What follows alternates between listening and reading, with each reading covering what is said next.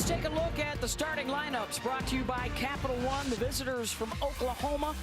And they feature 5 All-Americans on this team, including Kinsey Hansen. Look at the numbers in the NCAA tournament. 500 batting average with 3 home runs and 13 runs batted in. She drove in a pair in game 1 as we send it down to Holly Rowe. Well, like many young women on this field, Katherine Sandercock has had a dream to be standing where she is since she was a little girl. We first met her when she was just 13 years old, and she helped to lead her McLean, Virginia Southeast Little League team to the Little League World Series. She got a taste of softball and never looked back. In fact, her dad, Colin, built this gorgeous pitching building in their yard in Virginia. They had to get permission from the Homeowners Association, but that's where she honed her craft, worked hard, and here she is on this stage with her fate in her hand. What is that dream so special to start at the Little League World Series and finish your career at the College World Series? Her destiny is in her hands tonight, and as she walked in from the bullpen just now, the biggest smile on her face. Kat Sandercock is ready for this moment. She was here in 2021 when they were the runners-up to Oklahoma. She pitched in every game. And what she told us the other day when we talked to her, it's a second chance. And just like the last national championship winner for the Seminoles, Megan King, it is a shot at redemption and a shot at history to try and end the streak tonight and get back and play another day in a must-win situation for Florida State. Her career record here at the World Series now is 5-2 with a 1.56 ERA, and she will face Jada Coleman leading things off.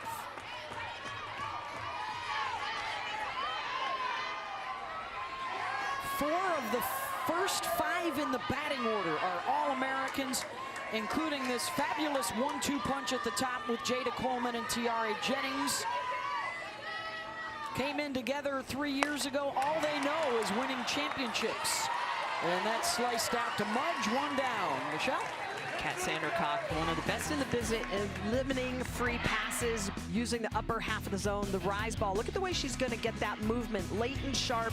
Last 3 feet is where that ball's diving down. So a drop ball down at the knees, over the top rotation, that 12-6 rotation, just so good at purifying her spins to get that late sharp movement. Again, just those 20 walks on the year, outstanding at really working the edges. She's 5-0 in the postseason, 2-0 here at the World Series. And the showdown right here with Tiare Jennings.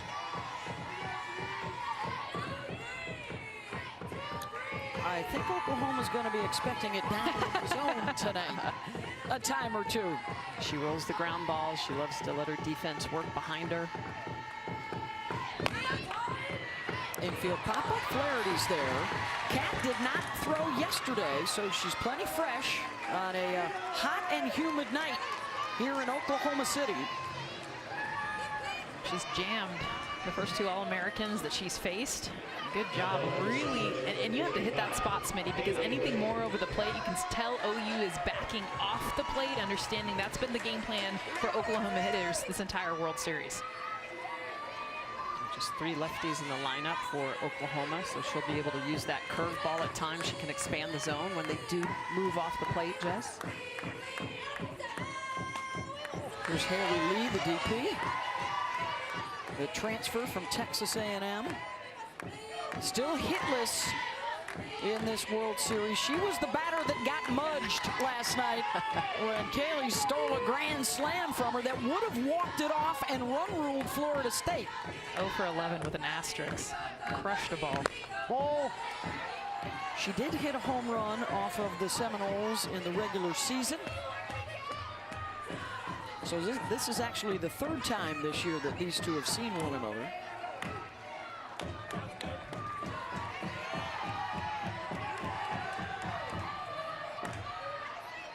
They only saw Kat Sandercock for a couple of innings in that regular season showdown in Norman.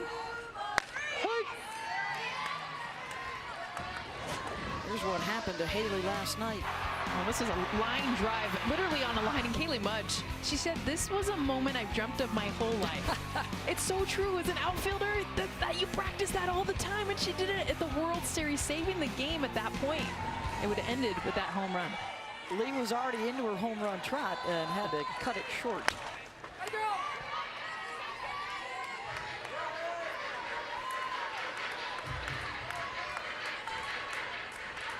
The Sooners hit the portal hard in the offseason.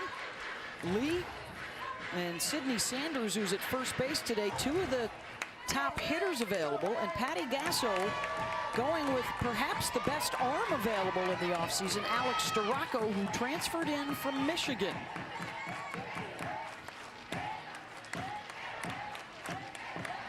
Ball. Haley Lee not chasing anything on that outer half. Just seeing 3 pitches all out there, all balls. 3 balls, 2 strikes.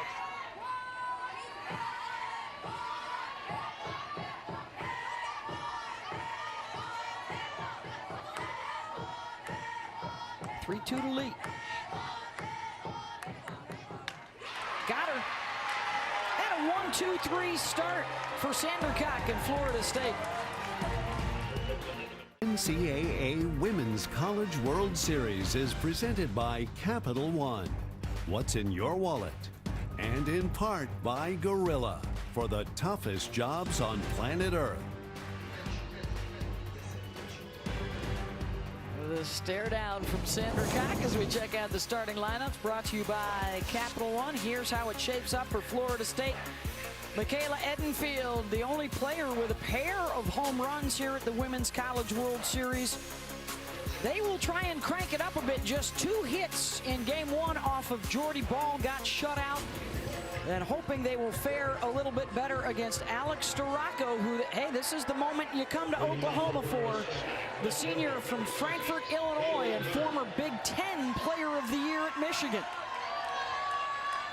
Has not thrown a ton in this postseason, so a big opportunity for her, or will it be something the Seminoles can feast on? Jordy Bahl, the game 1 winner, does not get the ball to start today. Ball, that's on. And because of how dominant Jordy Bahl was against this offense, I mean, you're looking at the anticipation, who's pitching. As soon as you get here for Florida State, you want to know who's on the other end. And if it's not Jordy Bahl, there is going to be that sense of relief. Good. Kaylee Mudge, and that's off the bag at third. Fair ball. Well, after a rough go against Jordy yesterday with a couple of strikeouts, there's your table setter for you.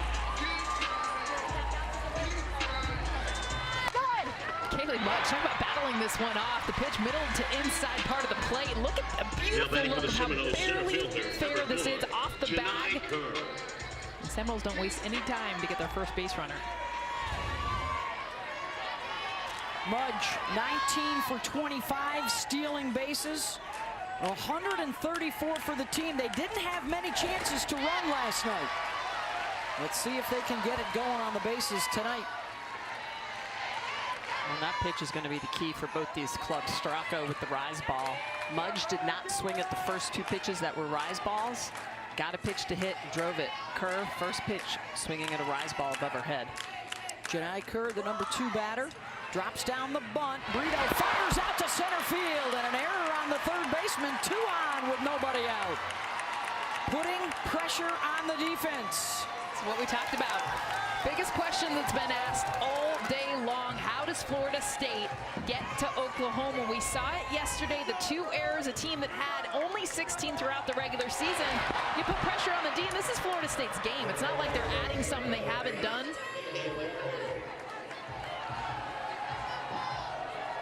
Second error of the championship series for Brito, and it's the 4th of the postseason for her at third.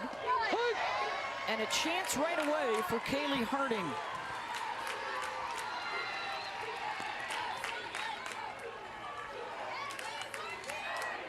Kaylee was 1 for 3 last night.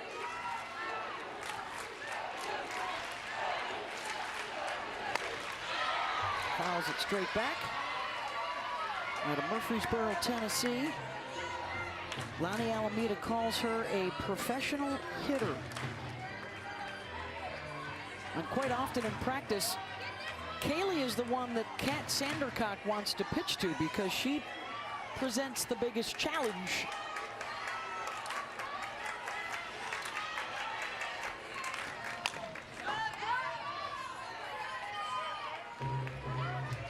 Lonnie Alameda, that national championship in 2018. This is their third championship series in 5 years. And boy, can she get her teams ready to stare into the abyss and survive it. That's how they won that national championship in 2018. Every game was an elimination game. 0-2 from Storako.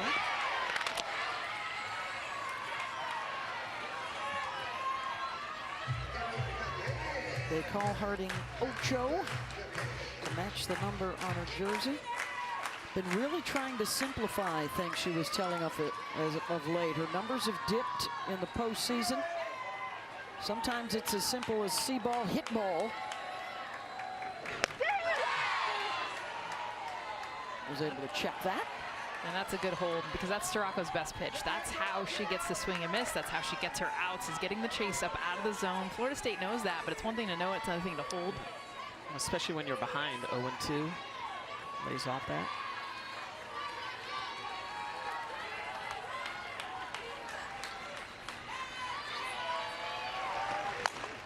Harding, glove by Brito for the first out. Let's send it down to Holly. I was able to catch up with Oklahoma coach Patty Gasso before the game, like, hey, how you feeling? What are you thinking? What do you say to your team? And she said, we've got to relax. We have been playing softball for so long, working so hard this season for this moment. I think she can start to feel some of the tension and anxiety start to ebb in, the weight of expectations for this Sooner club. The win streak can be heavy, and I think she thinks it's important tonight for that team to just relax, take a deep breath, and perform to their capability. We're already seeing some kind of tension in the defense tonight. Let's see how it trickles over. Well, that's why I think we were curious as to why she didn't come back with Jordy Bahl to try and just end this thing in 2 nights. And instead go to Storako. Well, and I think we've seen that in the past. She had the opportunity to come back-to-back with Kaylani Ricketts, and she didn't. She went with Michelle Gascoigne because she feels like then she still has her ace for Game 3 should something not go right in Game 2. These are tough coaching questions, decisions. Well, it's a rarity to see an Oklahoma pitcher go back-to-back. I think G. Juarez a couple of years ago had to do it in Games 2 and 3. Yeah. Might be something Kat Sandercock would have to do for Florida State. That's a pitch that Edenfield was not expecting.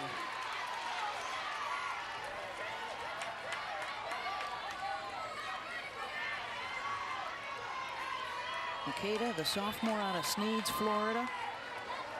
She had one of their hits last night. Ball, 2 times.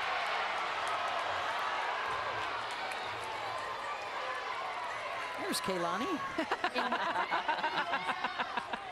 in full throat. Screwball in the inner half. That's a call that Oklahoma definitely wants. Oklahoma does not have a 2-strike hit yet in the series.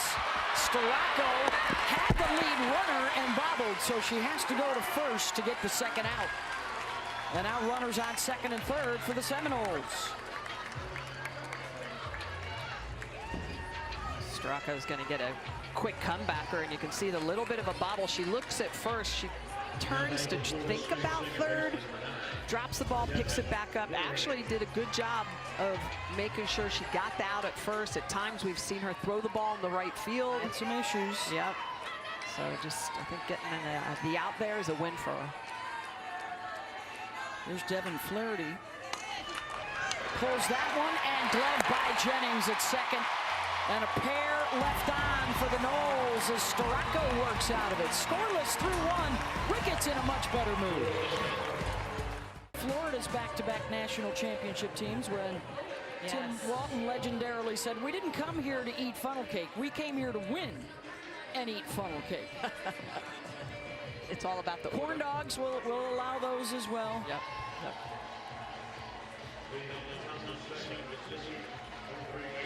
Oklahoma is looking for a third straight national championship here tonight. One win away, Florida State.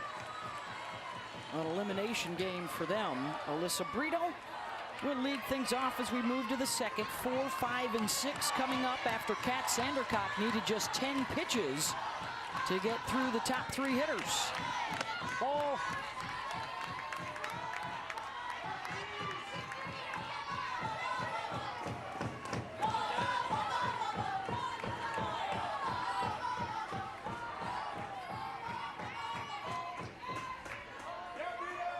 Junior out of Tustin, California.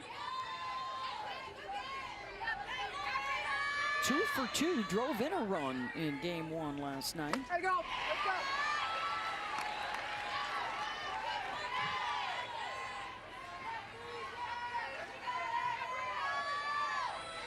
Catherine Sandercock, as we showed you at the top of the show, her last and only loss as a starter was on February 19th, so we're pushing 4 months since the last time she lost a start. Has rattled off 16 in a row since. Slow roller, Muffley's got a hustle, and Brito will leg it out.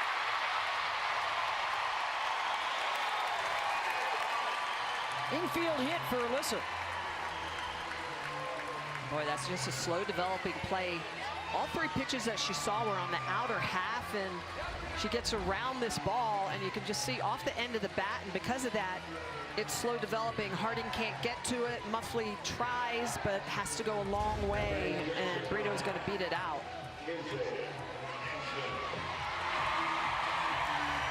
Not a team that relied a whole lot on stolen bases this year because of the power. Hansen is one of 5 hitters with double-digit home runs this year.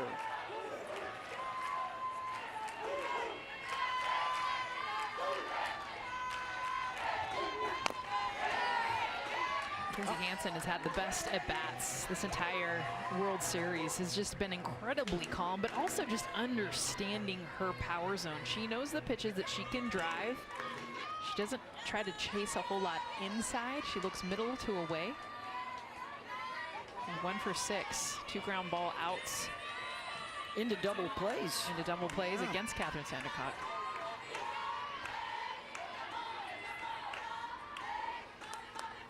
And she wants time to step out. She is one of a handful of streak savers that rescued the 52-game winning streak. This was in the regionals. 2 outs, 2 strikes, last at-bat down, 3 runs, and she drives 3 in. They would win it in extras. Oh, they have had to save the streak twice now in the postseason in extra innings. 4 times on the year, guys, they have done it in their final at-bat. This team has said publicly, as long as they have a strike left, they think they can win the game. It doesn't matter how many runs they're down. This is a team with a high belief system.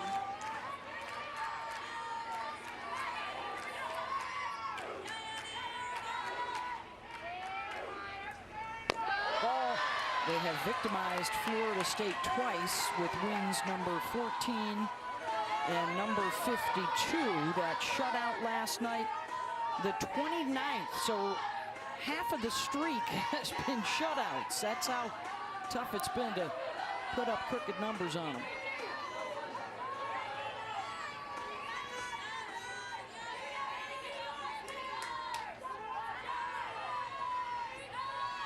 Two-1 from Cat.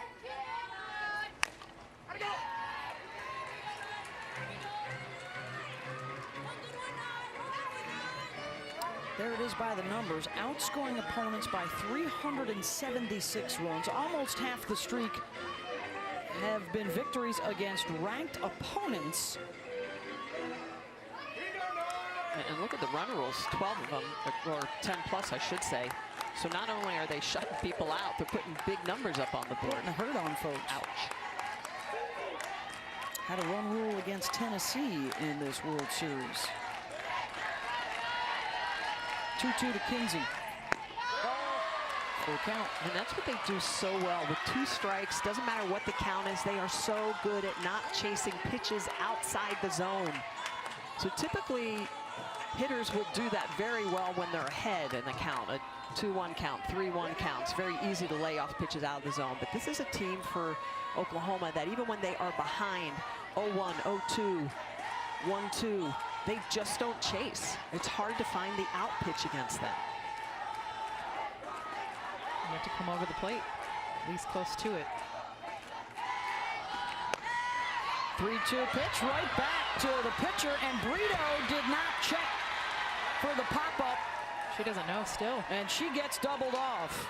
And Patty Gasso looks out at second base and points to her own eye and says, hey, we needed you to spot that one.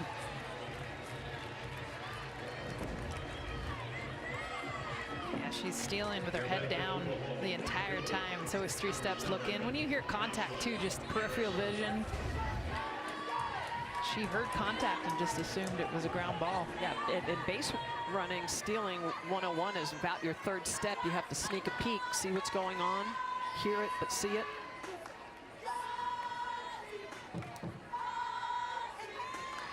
So an error with the glove, and now an error on the bases for Brito tonight as Jocelyn Erickson steps in. Big night for the freshman, getting the start out in right field.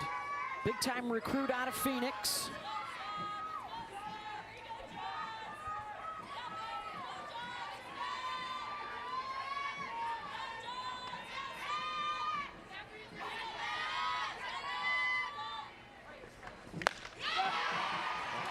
That is a amazing rise ball. So you see everything down, down, down, and you're like, oh, Cat throws a rise ball sometimes. It's kind of okay. Wow, that pitch was, it looked like a rocket ship taking off. Cat doesn't get a whole lot of strikeouts. Is she going after the rookie here? Man, the bend on that, the elevation on that. Wow. That was a nice pitch.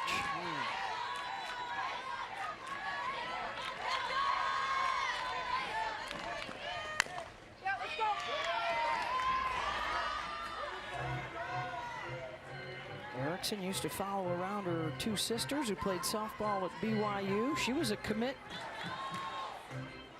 at a young age to Oklahoma.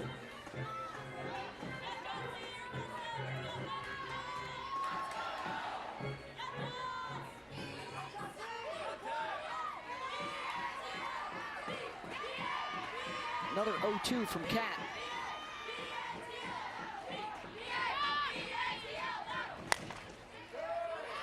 Erickson now moving forward in the batter's box. She started in the back. As Kat Sandercock started her motion, she moved her feet up a little bit, trying to get the drop before it drops. I'm gonna wonder though if Kat throws that rise ball again. Erickson is strong, low and inside. I think more susceptible, as you mentioned, Jess, to the rise ball up and in.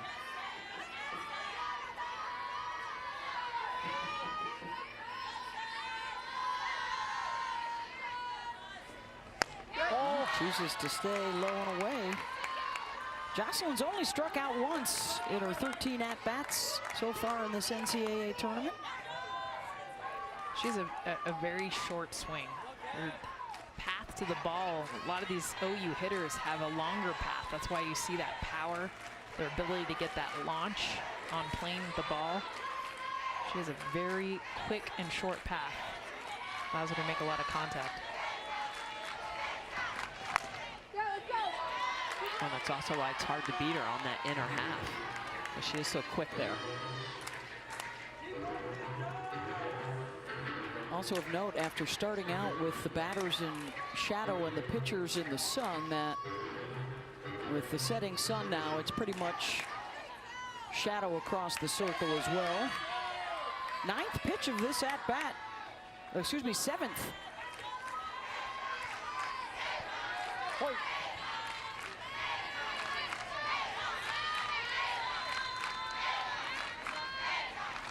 Ball. 2-2. Let's go along with that short swing. She's got a very good eye for a freshman. Again, one of those components of not chasing when you've got 2 strikes on you. And as a pitcher, that's all you're trying to do is to expand the strike zone, get the hitters to chase, to swing and miss.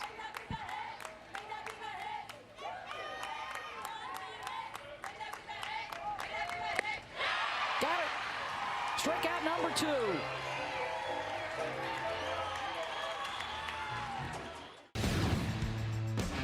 Game 3 for the national championship. Back goes Muggs to the track, and it's gone. Flaherty pops it up. Juarez has a record-breaking run for Oklahoma, capped with a 5th national championship.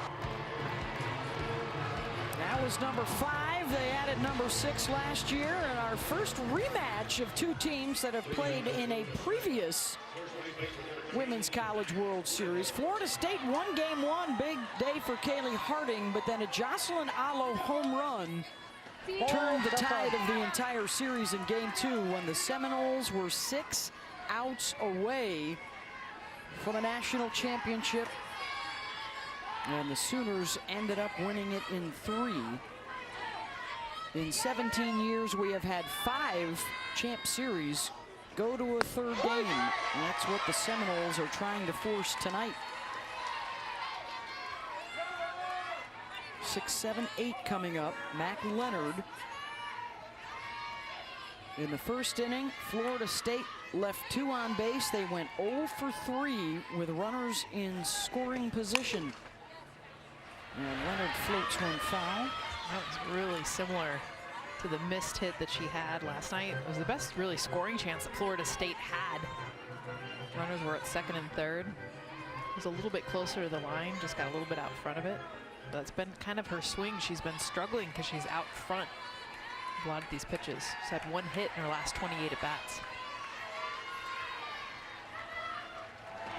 Ball, full time. Robbie Guest behind the plate, Christina Drum, Megan Rabin, and Mike Burwell are umpires tonight in game 2.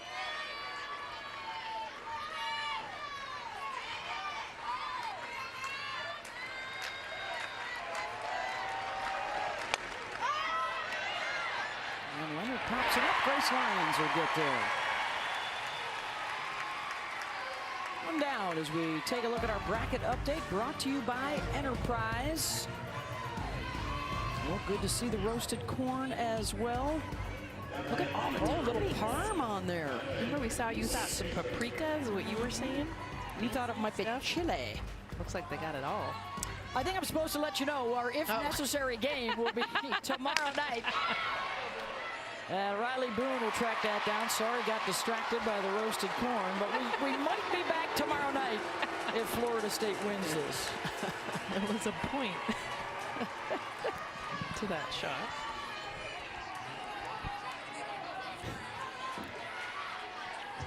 Food is always distracting to softball players. Squirrel. Part of the allure. Here's Katie Dack. Katie's the DP tonight.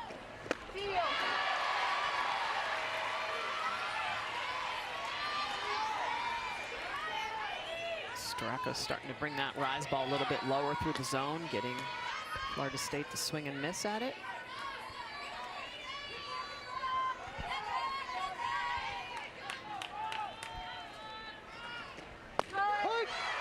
And then you try to take it, and it is a strike. Yeah. That's when Straka starts looking good, is when she can hit the rise ball at the top of the zone and then get the chase out of the zone. She didn't have it in the first. She didn't get the start last night, so her first start tonight. Did draw a walk as a pinch hitter. And Storako with the rise at the eyes. And look at the emotion from Alex. Little chest bump. Scoreless. Through 2.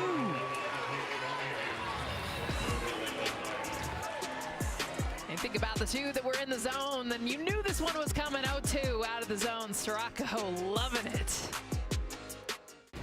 Here they go distracting us again. What is she going with? Great corn. Great. Ruby grape. And oh, it's a mix. Shaved ice. Lime. I like this. tiger's blood. Well, I was not expecting that.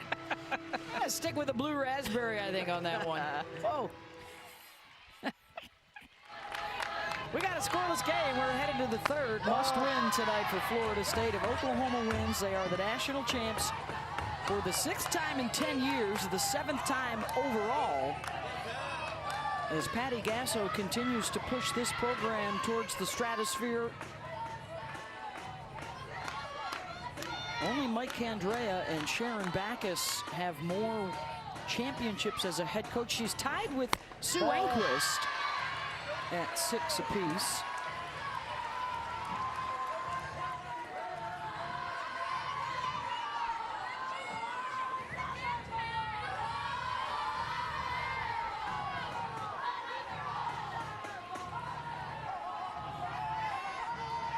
Sue, who was a longtime coach, former player at UCLA, inside that Bruin bubble, where quite often it was us against the world. Similar here, right, Holly?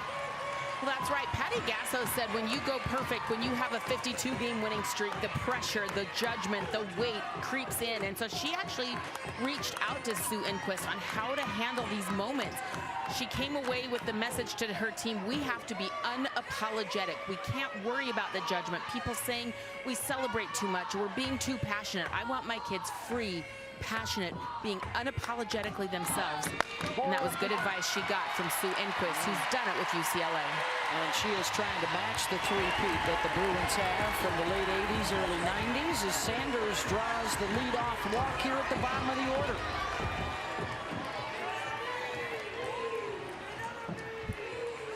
Well, that's one of the things they've done this year is they celebrate everything, even the walks, especially the walks when maybe the hitters have been behind 0-2 and worked their way back to full count, earned themselves a walk. And we haven't seen a ton of that emotion and passion. You can tell that they've been on their heels. So I think there for Sis Sanders, trying to get her team up. It's out from Storako coming in. Just the 4th walk of this World Series for Sandercock. Lyons tries to lay down the sacrifice. It squirts foul.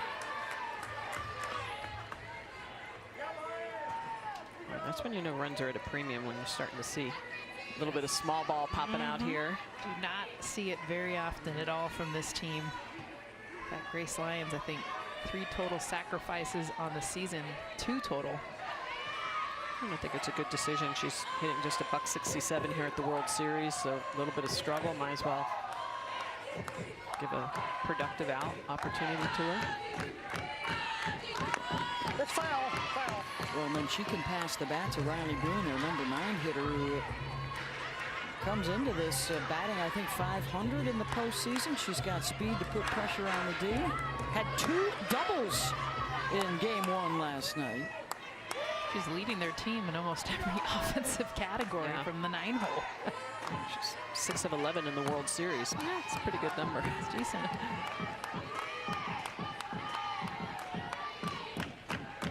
O2 may take that off the table here. Lyons will swing away. Mudge back to the track, turns, it's off the wall. And Lyons has to slam on the brakes and head back to first.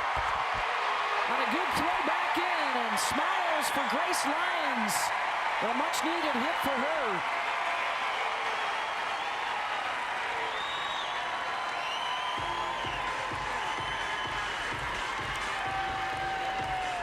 Boy, and that's a miss for Kat Sandercock, you don't see very often, Jess. That's an 0-2 pitch. She tries to go low and inside, and Lyons just barrels it up.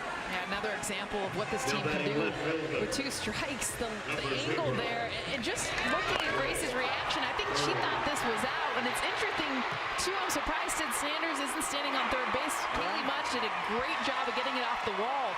But I'm thinking Sid maybe thought it was going to get caught. I mean, shoot, Grace Lyons almost overran her. Yeah. Well, we talked about how hot Boone is. Do you have a bunt here? Do you let her slap away? 2 on, nobody out. Boone will drop it down. It's spinning towards the chalk, and the chalk holds it in.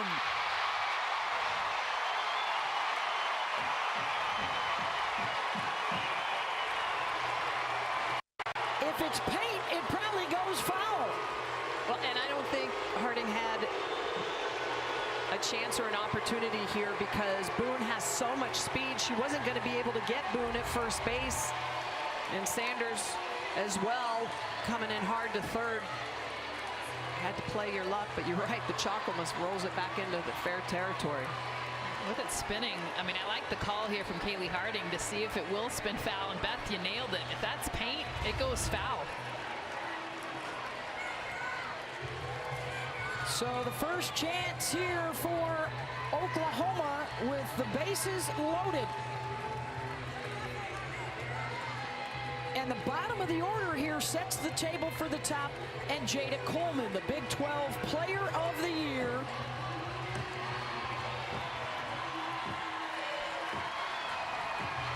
"17 home runs in her first 2 years. She has matched that total this year. Added muscle, told us she got meaty because she wanted more pop in her bat. And a chance to bust it open right here. She's 2 for 5 this year with the bases loaded. Loudest this crowd has been the entire series. Boy.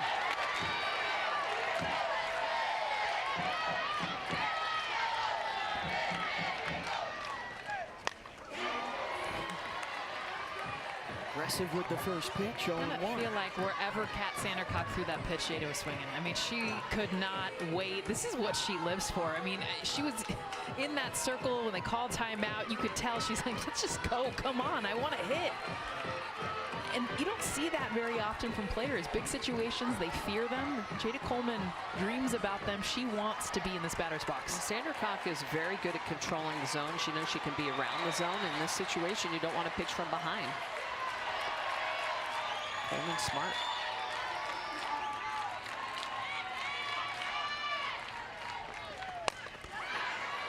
That will get out of play. And this one thing that Coleman has been doing in this World Series is kind of bailing off or spinning off that outside pitch. It's to try to let that travel a little bit deeper. You know what's surprising is she's leading her team in strikeouts here at the World Series. Normally the best with 2 strikes. She's going to try to place it in the left field. Watch her swing. That's her goal. 0-2. Time.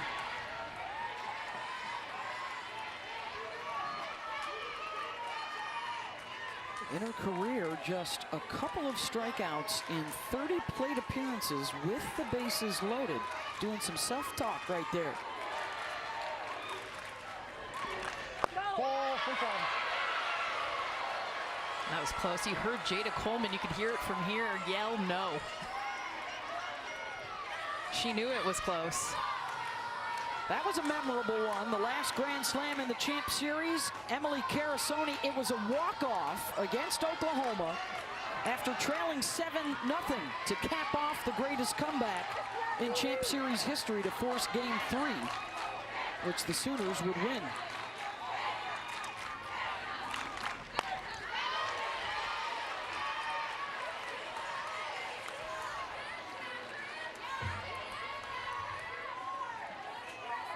That, incidentally, was Paige Parker pitching Game 1 for the win. Patty Gasso did not go back to Parker Game 2. Auburn won it. She went back to Paige Parker Game 3 to win it. Interesting. Sounds familiar.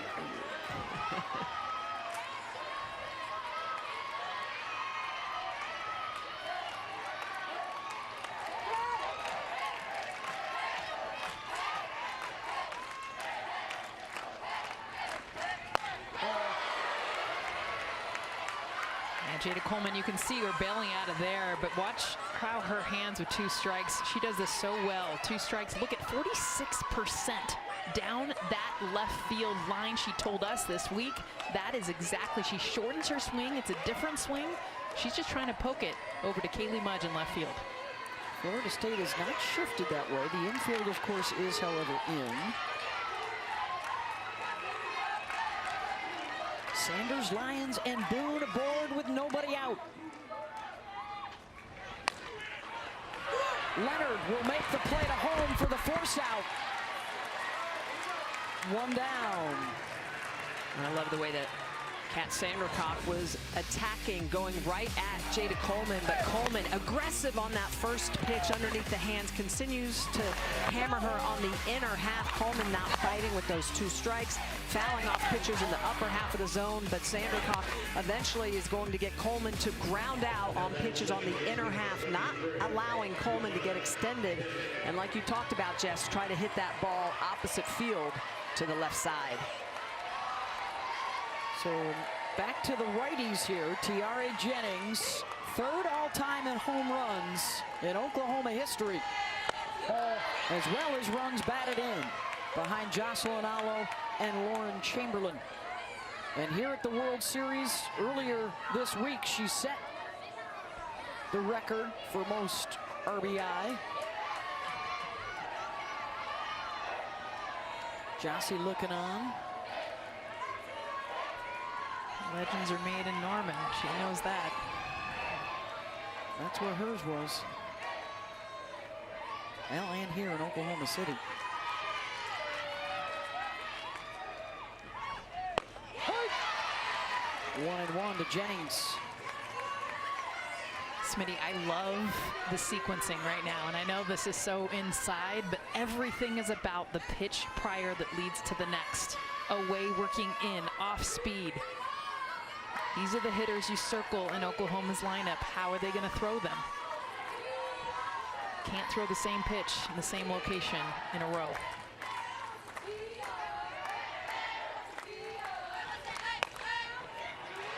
Muffley, she'll make the play to home. So far, so good for the Seminoles. 2 down. And this is typical Kat Sandercock softball, rolls ground balls, uses that defense behind her. It's a big get. Well, the relationship with Lonnie Alameda, I mean, she provides them with all the analytics, the game plans. They are constantly talking throughout the course of a game, really all season long. Remember, as Holly Rowe has reported already at this World Series, they didn't utilize Sandercock as much during the regular season, so she would be ready to go 100% on a night like this in Oklahoma City. Equipped with all the tools. You knew eventually it would have to come through the Sooners. Here's Haley Lee. Mudge coming on, and she got her again. Second night in a row, and they get out of a bases-loaded situation with nobody out.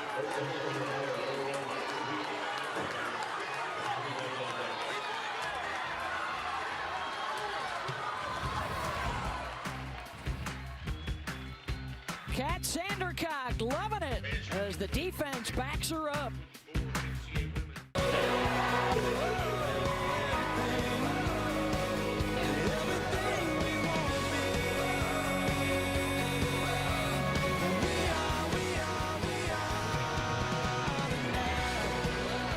Welcome back to the NCAA Women's College World Series presented by Capital One. Both pitchers working out of jams early on as we head to the bottom of the 3rd, scoreless, and we'll send it down to Holly.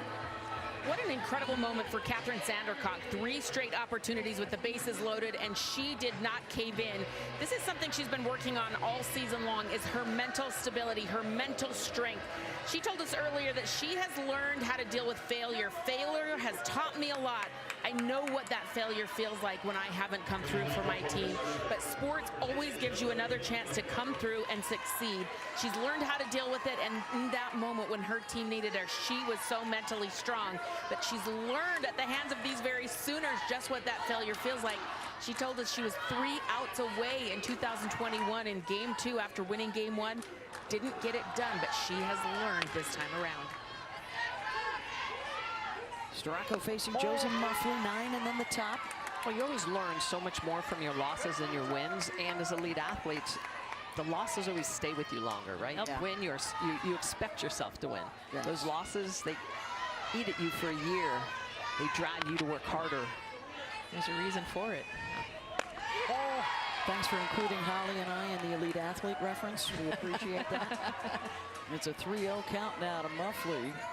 Well, and what Sandercock has been a part of, what all of these seniors have been a part of, has been a pretty special run.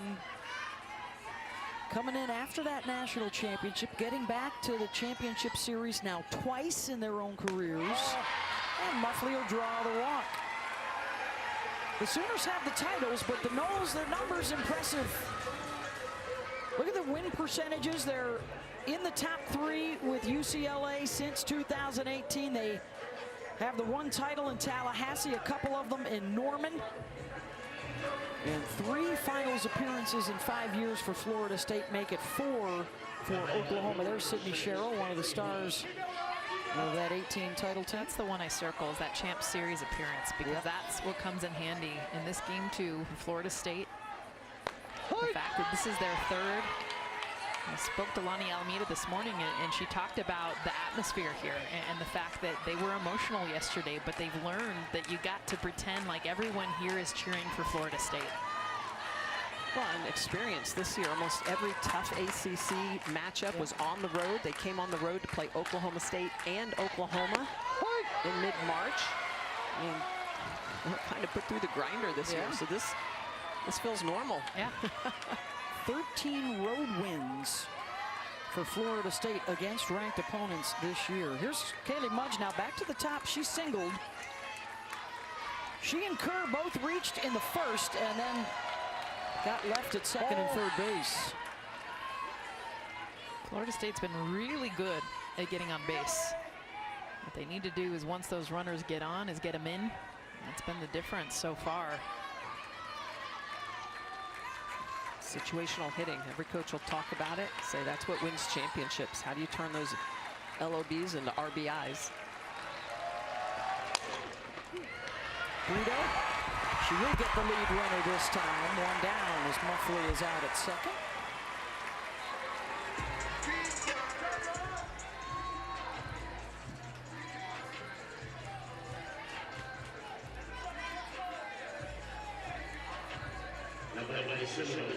And it's Janai Kerr.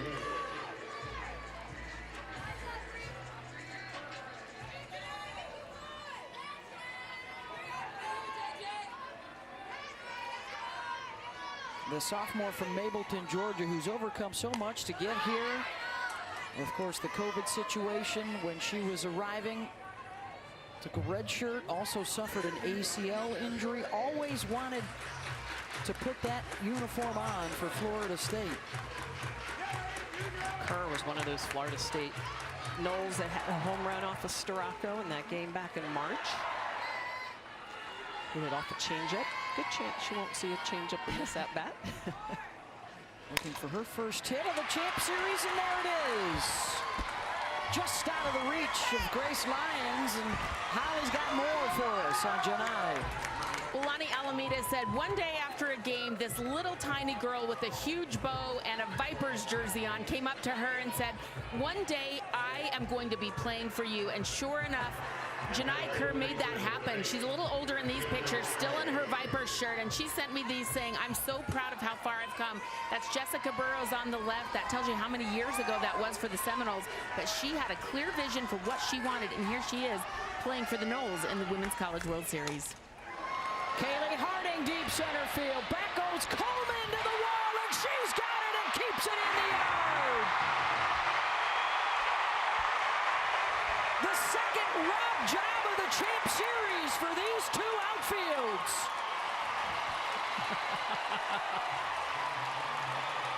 Jada Coleman is so athletic. And you always see the shot of her catching it and bringing it in. How about the distance she had to cover to even get there? She's running full speed, jumps up to grab this, bring it back in. A payback from yesterday. Kaylee Mudge did this to Oklahoma, and this is so huge for her and her team right now, and her pitcher, Alex Storako. Harding stunned that Coleman took it away. Wow. Well, the outfield play the last couple of nights But the comfort, that's the thing, Beth. It's just knowing where you're at on the field and the comfort of going up and getting it. A lot of times you're afraid of the wall, and we've seen outfielders here just have an understanding. And obviously Jada Coleman, playing a ton of games on this field, knew exactly that. Start to finish, too. I mean, it's the read, it's the distance, and then it's the jump. We've got coaches' conferences going on everywhere right now. I kind of feel like we need to huddle up. Every head coach, every assistant is out there. There is activity, by the way, in both bullpens going on. Coleman has made this type of play before. This was in the championship series against Texas. Timed it perfectly. And that's what I mean by comfort. I mean, she understands this field. They've played home games at this field. They understand the Women's College World Series, what that fence is. Yeah, and they practice it. They practice balls off the wall, going up over the wall. I mean, all of that practiced over and over. And as you mentioned, Jess, knowing where you're at on the field to go back, how many steps is it to the warning track? It's court awareness for a basketball player. Heading field, and Brito will be able to step on the base, slams that ball down into the dirt as the defense helps them escape damage. Head coach Lonnie Alameda, and Coach Alameda, such an incredible couple of innings here, both offensively and defensively. Let's go to Kat Sandercock first. So many opportunities for runs to score, but your ace was not about to have it. How did that whole inning play out to you? Yeah, I mean, she's just excited for this moment, you know. She's worked really hard being able to spread the zone from rise, drop to change. So knowing when you get these kind of hitters that you got to be able to give them a different look at different times. So being able to rely on the rise ball in that moment was huge for us. And, you know, I mean, that's why you spend all that time all summer long and off season to do that. And it shows up in these moments. She also has great confidence in her defense behind her. Play after great play, throwing to the home base. Tell us a little bit about what you see from your kids as far as being relaxed and executing right now. Yeah, definitely. I mean, this is a great environment. Last night got us a little bit, you know, but like, I think for the returners, they were comfortable, but for our newbies, you know, and I know Kat's been in this moment over and over again. So not many people get this where the state of Oklahoma's here in town to celebrate their team.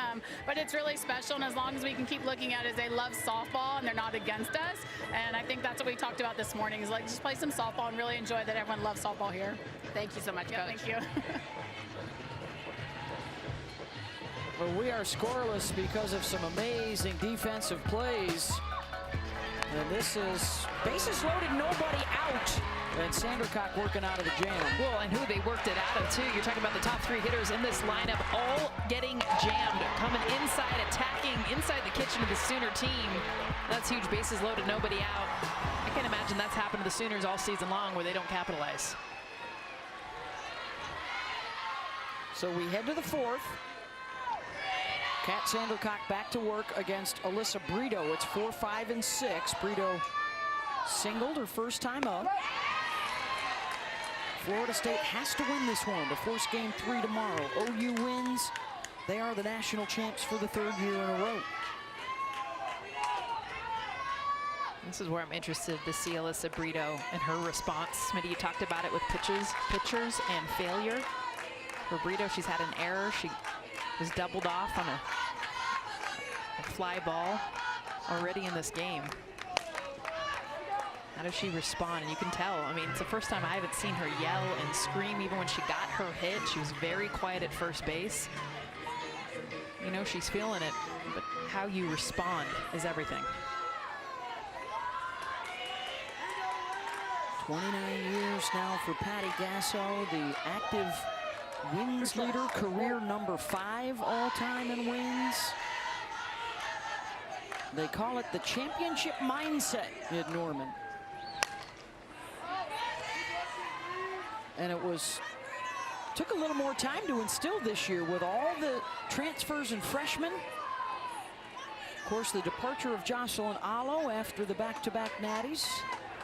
And all they've done is put up a 60-1 record, 1 run away from a perfect season. It was a 4-3 loss to Baylor back in February.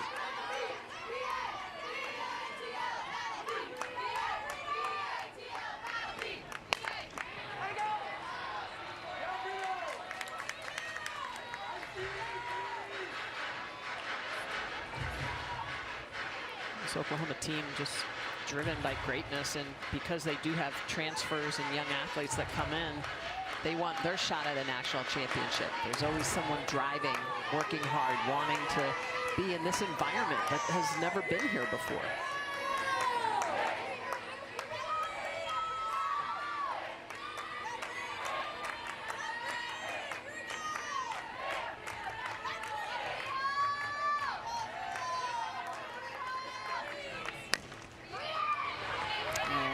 Will stay fair. Harding makes the play. Let's send it down to Holly. You guys, one of the things that's made Patty Gasso great, one, she's the most competitive one of the most we know, but two, she's been willing to adapt through the years. She said, you know, the older I get, the more I realize I've got to connect in different ways with this younger generation. So last couple of years, she's done something different. She started taking each player out, just kind of like one-on-one, like go get coffee, go get lunch, go have a dinner, and sit down and talk about everything except for softball. Find out who they are as people, find out what they care about. And she said, I feel like just connecting with them on an individual level as a human has made a lot of difference, especially when half the roster turned over. Half of these kids are new this season, and Patty's done that to help get to know them. Then you know how to coach them, Holly. That's the thing. There's no cookie-cutter way to coach your team. You got to understand the individual, what they can handle, what they can take. And I think now more than ever, she even said it, this team is really different. Every player is so different from each other. They probably wouldn't even hang out outside the field if it wasn't for the common bond of softball. And she understands how to bring them all together. Well, that's what team is, right? I mean, we talk about how good this team is, all the statistics, the numbers. Good change up to Hansen, 0-2. We are also told that there are some highly competitive knockdown drag-out volleyball matches. Yes. Yes, they have the s'mores and the cookouts, they told us, but the volleyball matches is where it's at, and where they really get the competitive juices flowing that carry over into softball practice.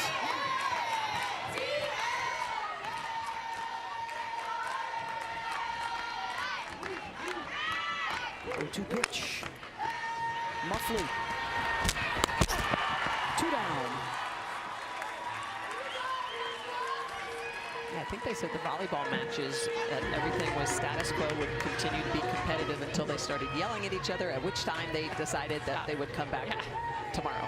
But it's impressive. They said after like a 3-game series on Sundays, that's like their big day. They'd have a barbecue and let's play volleyball. And even though they've just played an entire series, everyone would come over, and it's the entire, I mean, it's full volleyball too. I mean, the entire team. Coaches even helped them buy you know, go out and get what they needed for the net, the set. Use Oklahoma's facilities. Encourage, exactly.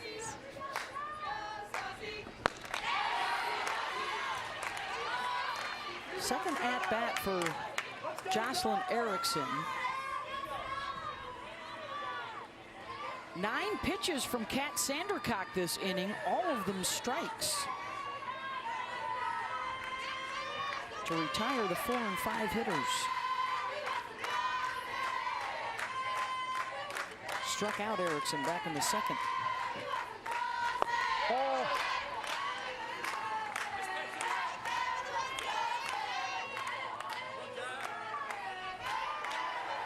Pitchers may be taking the decision out of their coach's hands right now as to whether or not we need to go to the bullpen. Sandercock and Starocco. Bagels on the board so far. Pitched well in pressure situations. Defense too. That's been huge. Starocco's only had the 1 strikeout, so it's been a lot of making plays behind her. Kat Sandercock only the 2 Ks, and I actually love these kind of pitchers duels where it's not just a bunch of miss, but it's a team getting the outs.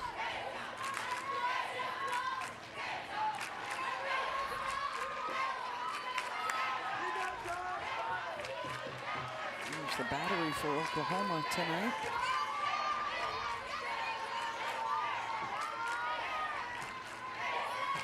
The calls of K-time from the Seminole fans.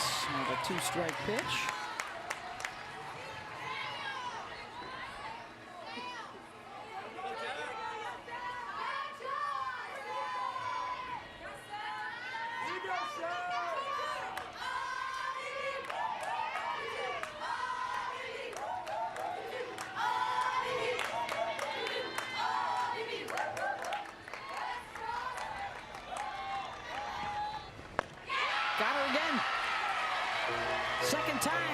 for Sandercock v. Erickson. Then a 1-2-3 inning. Kat Sandercock continuing to hammer that inside corner to Erickson. Drop ball in the inner half. Really good late sharp break. Sandercock just precision money getting it done. When you were talking to me a little bit before the game about the moments getting bigger, the moments feeling bigger, you want your kids to relax. What are you seeing so far, and how can they settle into this game? We're facing a very good pitcher, so it's hard to get momentum off of her. She spots the ball up so well. We had bases loaded, and they got out of it. We hit the ball hard. I mean, we take that as a win. Jada Coleman's play was a win for us, so we're just getting wins within the game to try to create some kind of momentum. You've gone with Storako. This will be almost the third time through the lineup for her. How much more do you want them to see her? I don't know. I think we're just kind of waiting for our offense to do something as well, but she's doing a good job keeping us in this game, so far so good. Thank you, Coach. Thank you, Holly. Scoreless to the bottom of the fourth, and Storako, I think, signaling over to the side. Does somebody need? Looks like everything's good to go. And Devin Flaherty will step in. 5, 6, and 7 coming up. Devin grounded to second base in the first inning when the Seminoles had 2 on and went 0 for 3 Risp. Also base runners in the third. The fabulous catch, robbing a home run out in center field by Jada Coleman off the bat of Kaylee Harding. So they've had their moments. Which side can break through? Now second time through the order. Adjustments. Devin Flaherty, I mean, that's as back in the box as you can get. On the line to see her longer. Straka starting to use that changeup more so in this game than she has in other games in the past, knowing that keeping Florida State off balance, seeing them move back in the box, all those little adjustments as a pitcher you have to make. Well, Patty Gasso was talking about the wins. I think she'd call it a win here for Alex Storako, too, who only had thrown 2/3 of an inning here at the World Series in their game against Tennessee, and had not been utilized as much in the NCAA tournament as in the regular season. Both these teams started to lean more heavily on their aces, Bahl and Sandercock, the deeper into the tournament they got.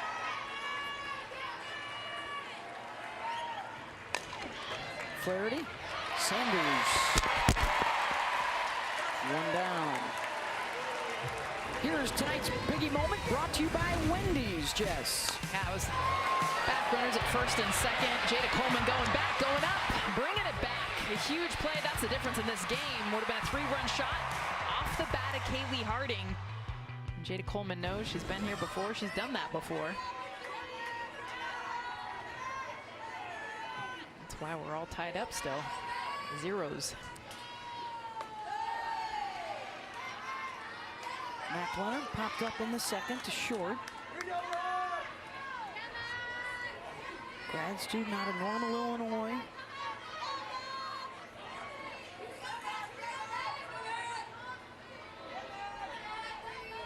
Got the start in the circle last night. Was 0 for 2 at the plate. See your numbers in the tournament. One here, 1 hit here, the Women's College World Series in the last couple weeks. And that last pitch that she checked off, to me, is part of the reason she struggled. A lot of movement. Instead of letting that ball travel.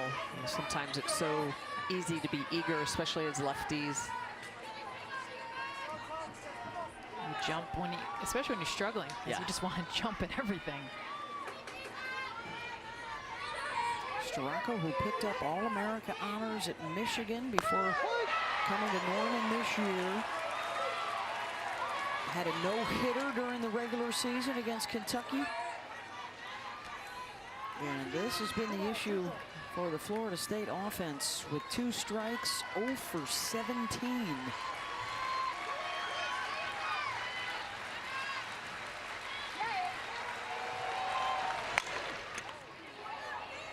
Foul ball. She's been so close on the balls that she's pulled, though. We've seen 3 down the line. That one as close as it gets. But her swing needs to be thinking more middle away. Especially now, because I think they go change up or outside. She did not bite at the strike that they threw her. It was pretty much down the middle to away.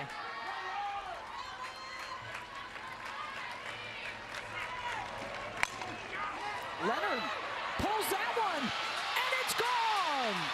Mac Leonard, just her 2nd hit in her last 30 at-bats. Boy, Jess, we were just talking about it. That's a changeup, a 54-mile-an-hour changeup where Mac had been really struggling, and they throw her a pitch that she's able to just barrel up.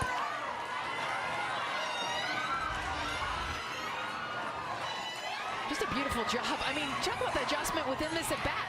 Look at how out front she is, but still able to get enough to hit this one out. In fact, in this game, she was pulling that same pitch about 5 feet foul. In this case, gets the Seminoles on the board. That's a heck of a way to break out. She told us that one at-bat we need the most is still coming.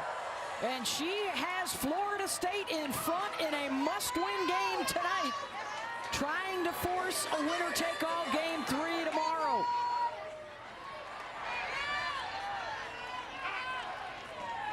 Ball.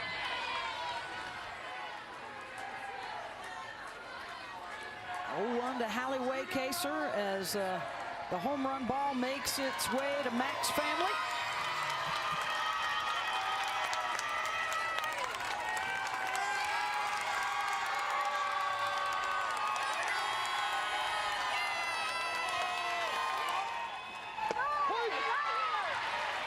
On their feet. And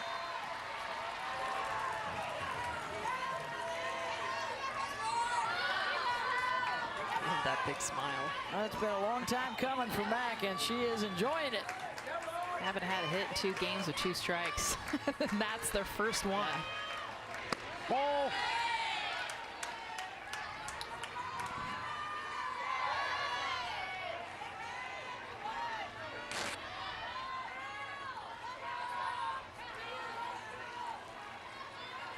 Hallie Waycaser, she has a home run as well here at the Women's College World Series.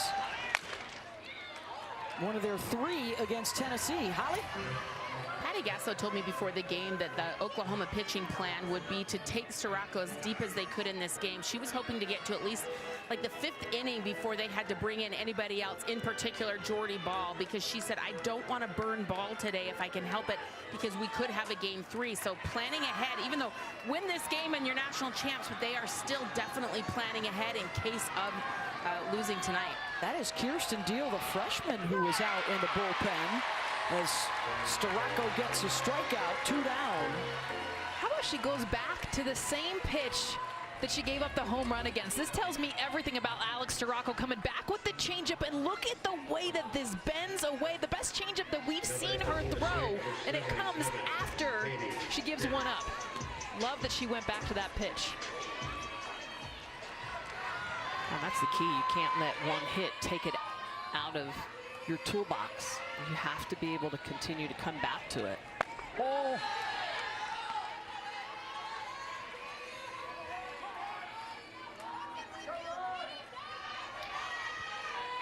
A lot of that has to do with Jen Rocha, one of the best pitch callers in the entire game.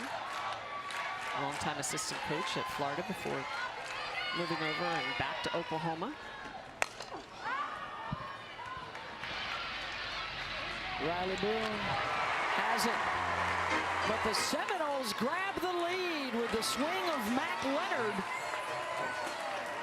And the Sooners find themselves in uncharted territory. They've only trailed in 8% of the plays in games this season. Mac Leonard. How about sitting on the changeup? 2 strikes on her swing, poking this one out to get the Seminoles on the board. Kat Sandercock has been carving up the strike zone, a drop ball on the inner half. Great rotation. This is a screwball that she does not throw very often, but can bring it out when need be. But really living in the lower half of the zone. And when the pressure was on, the bases was loaded. Look at this, 3 jam jobs to 3 of the best hitters on this Oklahoma offense. Coleman, Jennings, Lee induces the ground outs and a pop-up to get out of a bases loaded jam. Kathryn Sandercock really has been on point tonight. 58 pitches working in here to the top of the 5th. Well, and those players that loaded the bases were at the bottom of the Oklahoma order. And here they come again. Sanders, Lyons, and Boone all reached in that 3rd inning.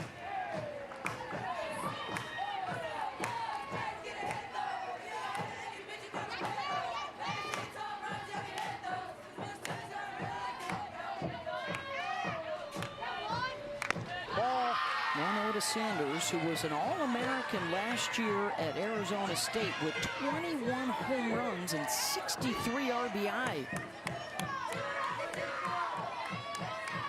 Made the move to Norman.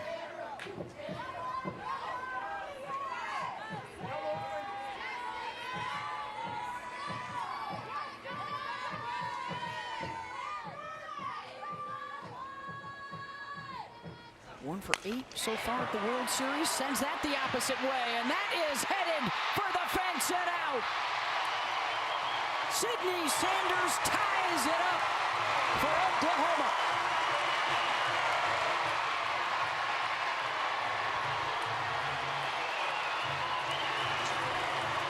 So Sandercock had been working ahead. She walked Sid Sanders last inning. This one behind 0-2 and puts a drop ball down where Sanders can just attack it. Look at the swing, too. She's off the plate, and this pitch is outside the reach that Sydney Sanders has, the strength that she has to go opposite field. That's why she's comfortable to get off the plate, because what she doesn't want is something on her hands. She takes a pitch that's outside, drives it out. We're all tied up.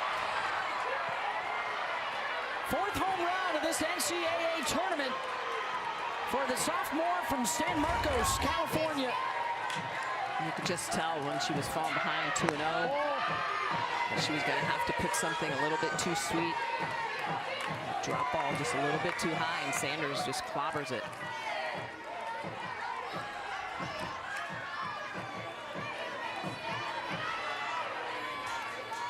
Second home run given up by Sandercock in the postseason.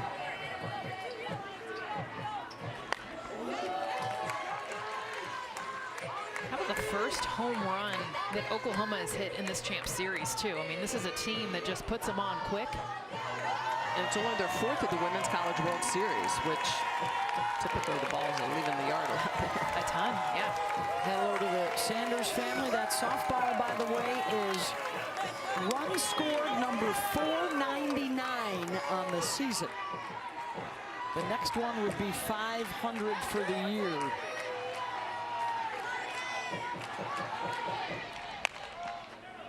So by comparison, 4 home runs in this Women's College World Series. Last year they had 17 home runs in the Women's College World Series.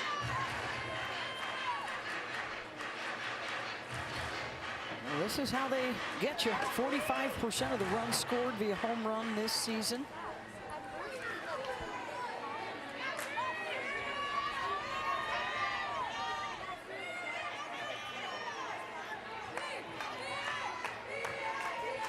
One, 2 to Lions.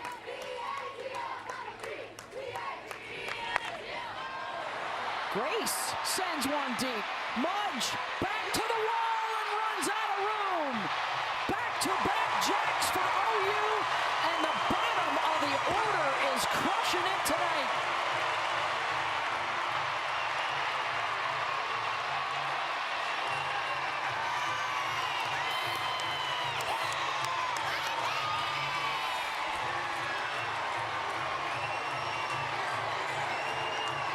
The best 2-strike hitting team in the country. 2 strikes. They're so comfortable. And honestly, they understand on a changeup right here, Grace Lyons.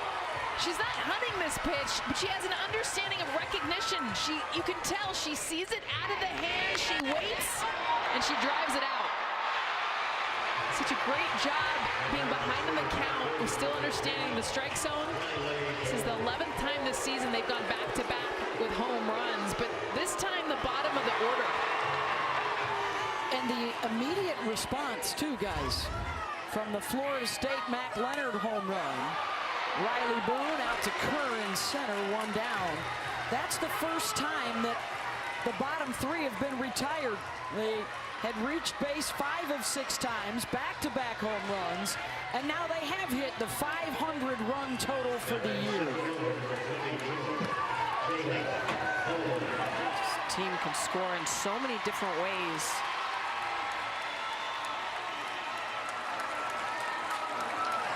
They walk, they hit gap to gap. 117 home runs now on the year, but how about the doubles? 116 doubles on the year. Third time through the order now. Here's the leadoff, Jada Coleman. She, Jennings, and Lee are 0 for 6 so far.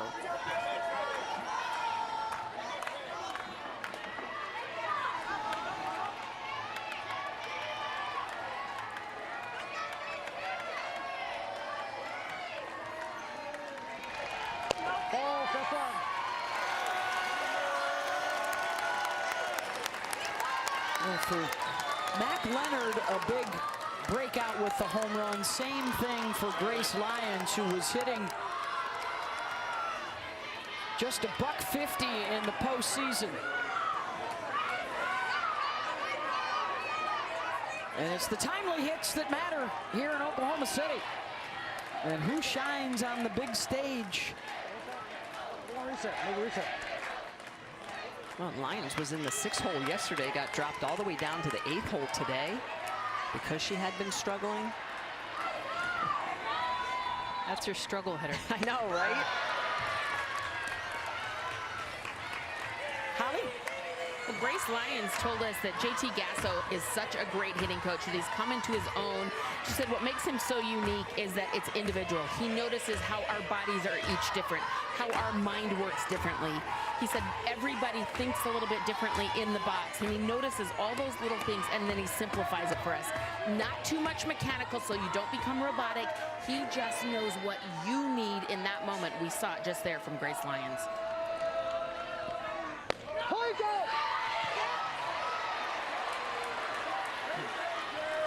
Yeah, it's a big night for Grace, who is in her 5th year and her 4th championship series appearance. Jada wanted this walk. This is definitely a strike.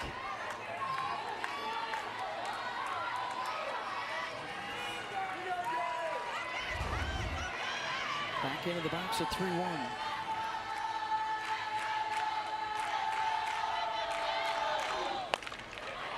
Coleman gets a hold of one. That one's back to the base of the wall and hauled down by Waycaser. Put a charge in that one. It stays in the yard. 2 down. Well, for Kat Sandercock, the last time she allowed 2 home runs was her only loss of the year as a starting pitcher back on February 19th against Alabama.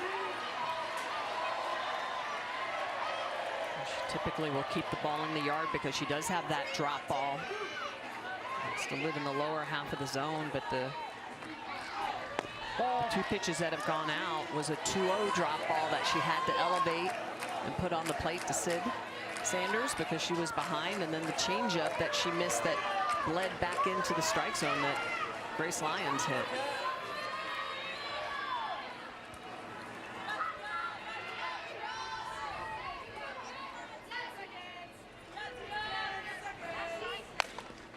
Jennings grounds it to Flaherty. Side retired, but the bottom of the order comes through clutch. If you know the Oklahoma Sooners, you know how big the bats can be. And you think about the bottom of this lineup. Sydney Sanders starting off this inning, going big, 2-0 pitch outside, driving it away to put the Sooners on the board, and her reactions, and then followed up by Grace Lyons right after a changeup. How long that bat stays in the zone to go up 2-1. Oklahoma takes the lead over Florida State to the bottom of the 5th in a pitching change, which also almost required a catching change. A misfire on the, on the high five with Bahl and Kinsey Hansen. Both are okay, and both are out there as Bahl comes on in relief now to protect the lead and possibly win a championship. Florida State, after getting ahead 1-0, now will have to rally to force a game 3. 21.2 scoreless innings of work. And that's the most since Amanda Scott with Fresno in the late 90s. Picked up the win yesterday, a 2-hit shutout with 10 strikeouts. And this is her 16th relief appearance. What's impressive, y'all, she's given up just 12 hits in those 91 batters that she's faced in relief. No runs, has not given up a run in relief. 2-0 to Josie Muffley, bottom of the order, and then the top. Yesterday in Jordy's start, she struck out 7 of the 9 Seminole hitters. Muffley, one of those she did not get, along with Waycaser.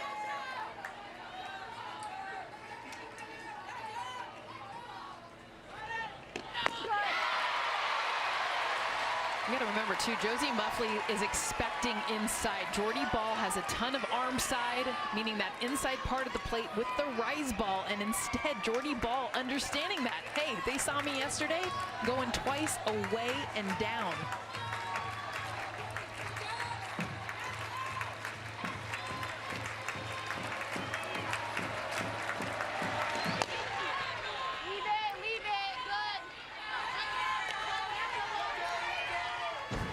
See the way Jordy is going to attack this.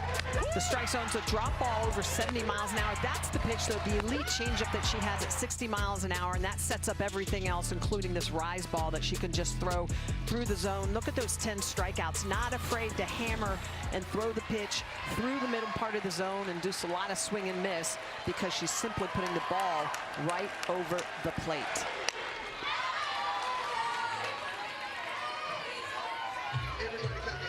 This is what Josie Muffley is expecting, that swing and miss. Look at the zone. I mean, it is dead red right there, and that's what you know of a scouting report of Jordy Bahl. She's trying to mix it up, though, right now. 2 consecutive days facing this lineup usually is advantage hitter.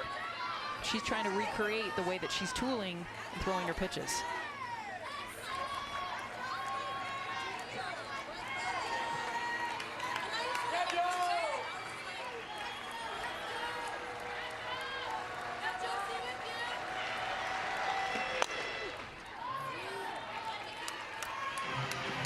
If Florida State can rally here in the late innings and force a game 3, we will play it tomorrow night at 8 Eastern on ESPN. For more information, go to NCAA.com, your home for all 90 NCAA championships.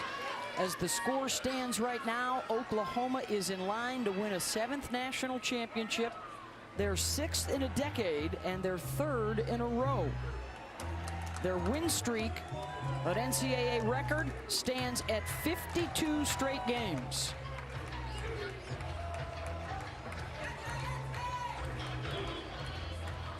You see the big brace that Josie wears?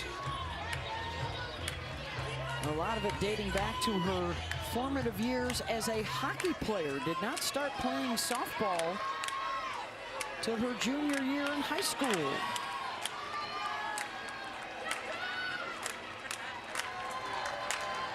2-2 from Bahl. And right back to Jordy.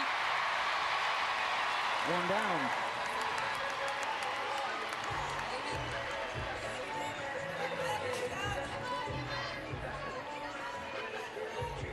We'll pass some info on to Janai Kerr. Janai has singled and reached on an error tonight.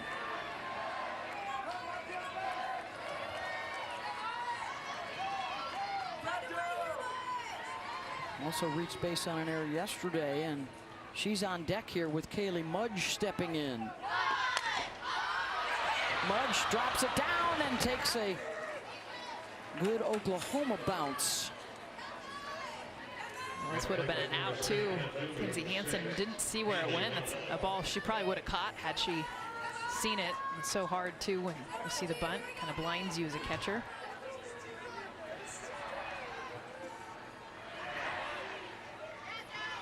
Mudge singled in the first, reached on a fielder's choice in the third.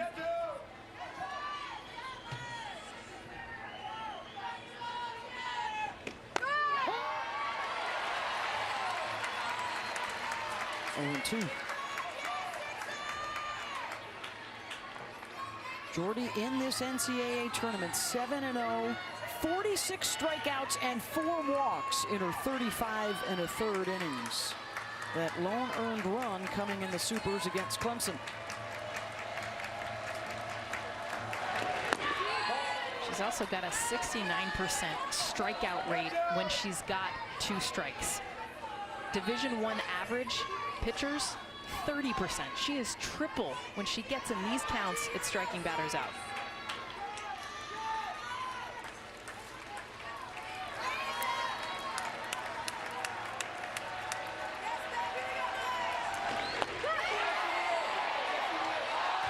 Held up, 2-2.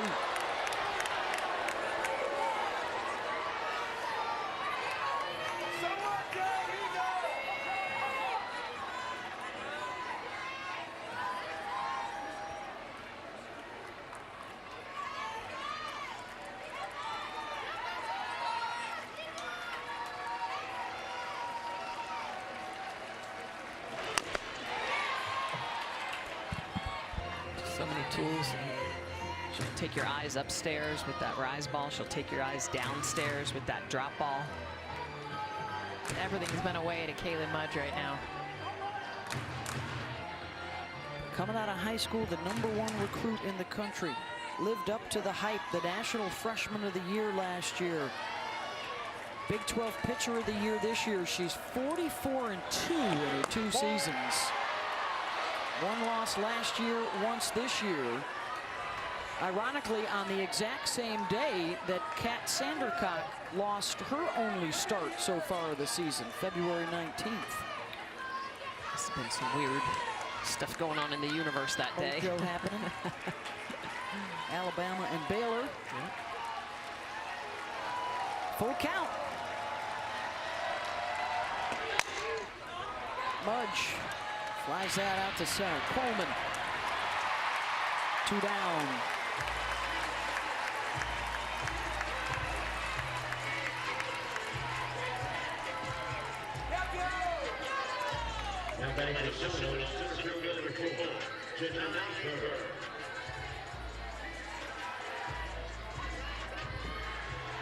One of the things you noticed last night with Bahl is that she just was getting ahead so quickly.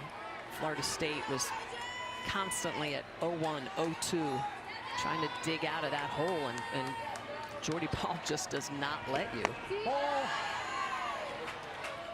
She's been a little bit less consistent on that first pitch here in this relief appearance, but has enough tools to be able to fight her way back into counts when she's behind.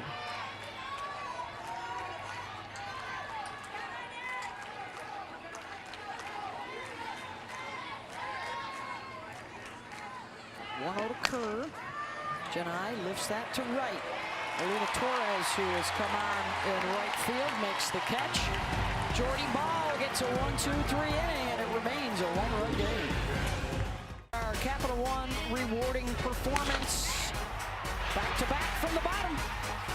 Sid Sanders taking a 2-0 pitch and going oppo. And then how about Grace Lyons, the senior, catching up to a changeup and just driving that over the left field fence.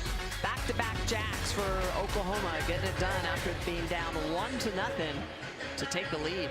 Look at that from the top and the bottom. 7 through 9 are 4 for 5. And they have produced See, to me, the definition of balance isn't everyone's hitting all the time. It's when you're struggling with your 1 through 6. You look at 1 for 14. They have struggled. Those are the stars. But balance is then picking them up. The bottom of the lineup, that's what they've done tonight. So Florida State has 6 outs to work with to stretch their season.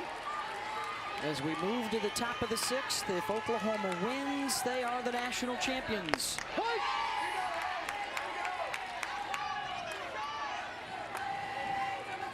3-4-5 coming up to face Kat Sandercock. This is where Kat needs to be careful. That last pitch elevated, drop ball in the outer half. Lee didn't go get it, but that was well above the knee.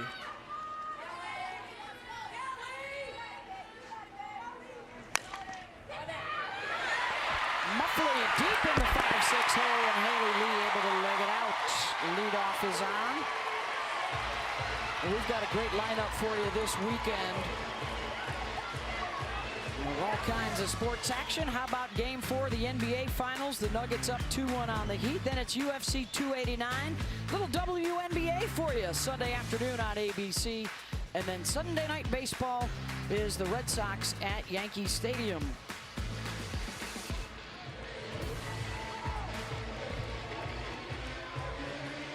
There you see Patty Gassel and her son JT, who works with the hitters, and Jen Rocha, who works with the pitchers. And now Lonnie Alameda will come out of the dugout as well for Florida State.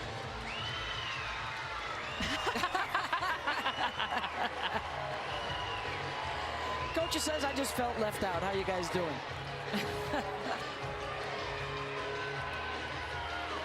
Might be an eyes up. That's been their theme throughout the season. Keep those eyes up, connect with each other, look at each other's eyes, never look down. And how about Jordy Bahl back into the game as a pinch runner here for the second night in a row?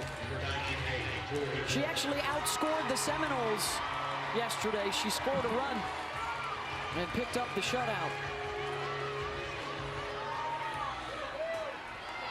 Now batting third baseman number 33, Alyssa Brito. Alyssa Brito, 3 for 5 with runners in scoring position here at the World Series for Alyssa.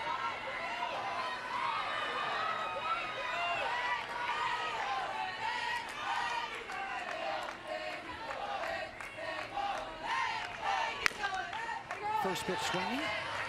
Ball was on the move. Coming to the game, you're pitching. First pitch, you're stealing. Put the throttle on right now. I know, just a 1-run ball game. Jordy does have 32 at-bats on the season. She has 4 stolen bases.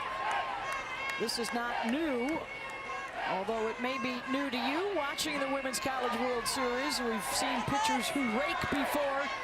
I don't know that we've seen one enter as a pinch runner.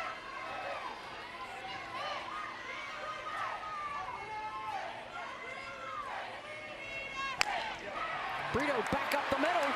Ball had to hesitate. She'll hold at second. And they've got the first couple on base with back-to-back singles. I mentioned earlier that this is where Sandercock needs to be careful. She's been elevating her pitches.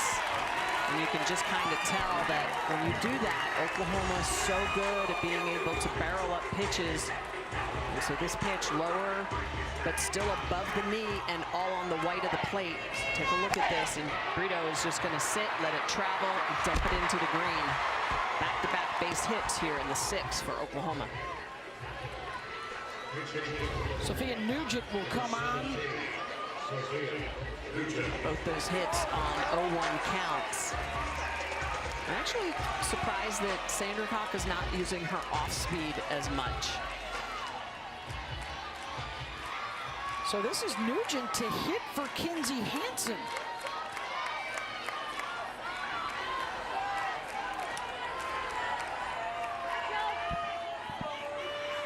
With 2 on and nobody out. These are all the first substitutions, by the way, so in softball you can get lifted and re-enter once. Lee, Brito, and Hansen would all be eligible to re-enter the ball game.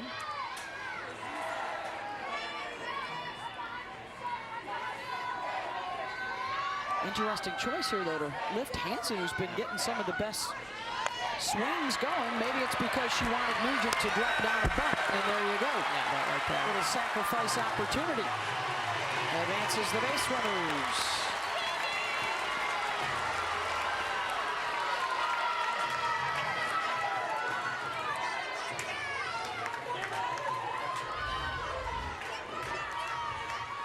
This is all about small ball. Both those runners in the scoring position, but down the first base line.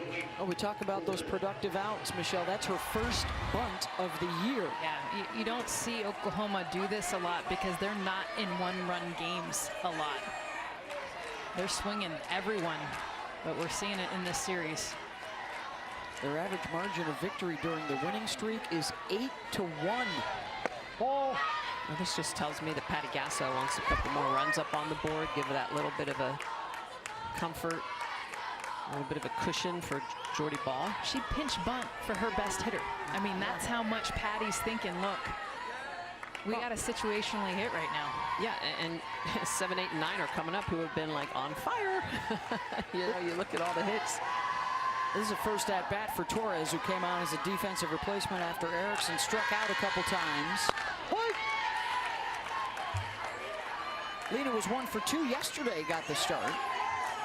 Torres' batting average on the drop ball is just 111. She's more of an up ball hitter, which is part of the reason why Erickson probably got the start. Erickson hits 381 on that drop. However, Sandercock had her number, struck her out twice.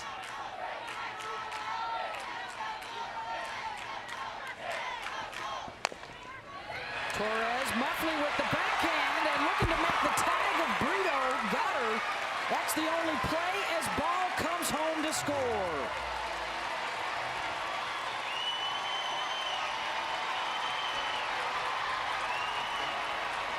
This is smart, too, from Josie Muffley, because Alyssa Brito tries to do everything she can to run away from Muffley to the point she gets out of the baseline. You're going to see Muffley here make a great play, being able to get this to her backhand. No, her only play is right there at Brito. She doesn't tag her, but you see where she's at, how far out of the baseline. She's not going to go chase her. She says, okay, I've got enough. I know that you're automatically going to be out. Nice, smart defense from Josie Muffley. Yeah, I'm actually surprised that Brito didn't read that. That play's in front of her, that she didn't stop and go back to second. There's no way. Once Muffley had to backhand that, there was no way she was going to get Bahl. Her only opportunity would have been to play it first. And so now Jordy Bahl has scored 2 runs in this championship series while not allowing any. Now batting first baseman number 1, Sydney Sanders. Sanders hit a home run off of Sandercock in the 5th.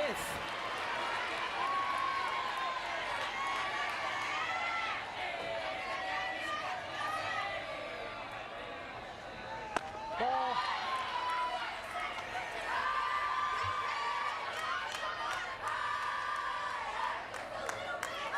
Went the opposite way with it, out to right field.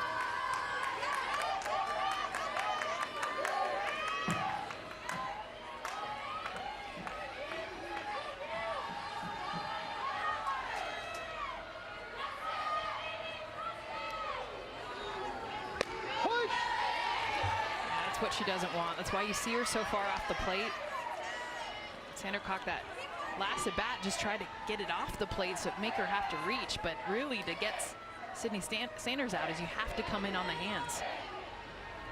Yeah, you have to trust that you're going to move that home plate in even though she's off the plate. Throw to the batter, not the plate at times. That's why it's important to work from ahead. Sanders out to Mudge, who makes the play, but another run in to make it 3-1. Oklahoma.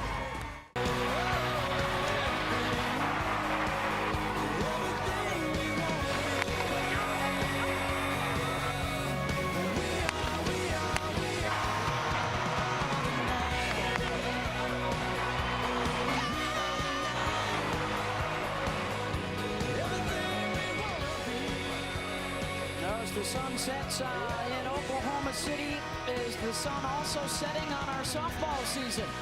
A win tonight for Oklahoma, and they have a three-peat. It would be a 6th national championship in a decade. That record and win percentage are the best ever.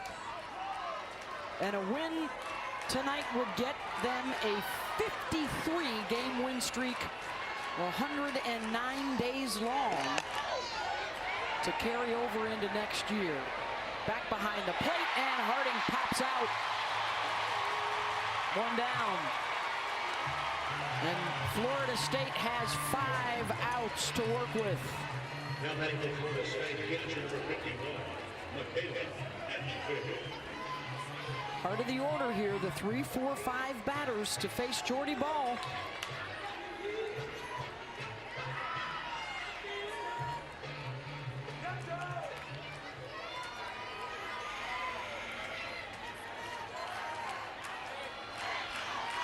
Couple of ground outs for Michaela. Ball. She was one of few to get a hit off Jordy Bahl last night. She also struck out against her on the rise ball.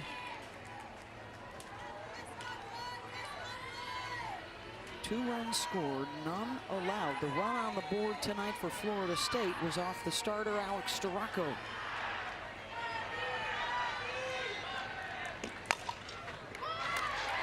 Rito with the backhand. 2 down. That home run from Mac Leonard. And the relationship to Jordy Bahl and Jen Rocha, who is the primary pitch caller and works with this pitching staff. Former player here. And a key cog in their success with these pitching staffs that they've had in recent years since she arrived from Florida, where she was also an assistant on some championship teams. And she played the game at a time when the battery called their own game. You know, understands the nuances of how to set up hitters, how to get the most out of yourself as a pitcher by working the corners, mixing speeds. Ironically enough, Lonnie Alameda as well went to Oklahoma. Yep. Jen Rocha, one of the best pitch callers in this game. What I like too is just an understanding. The game plan clearly was, and Patty Gasso said it to Holly Rowe, if we get a lead, that's when we could see a change. And what she meant was Jordy Bahl. But the plan for Jen Rocha and Jordy is, okay, when we face them back to back, how are we different? How do we mix our pitches? How do we not allow them to understand what we're going to throw? And that's what they've done an excellent job of so far in this one.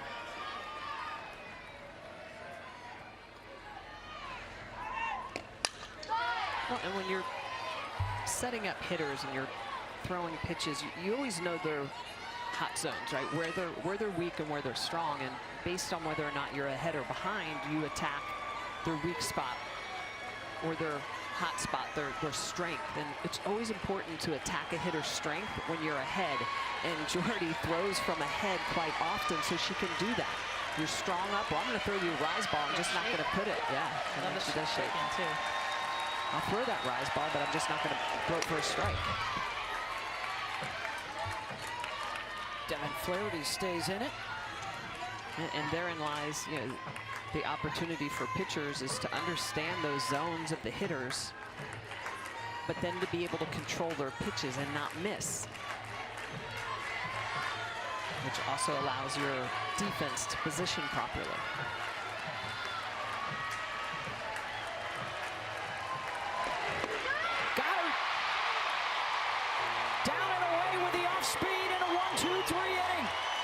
And the Oklahoma Sooners, 3 outs from a 3-peat.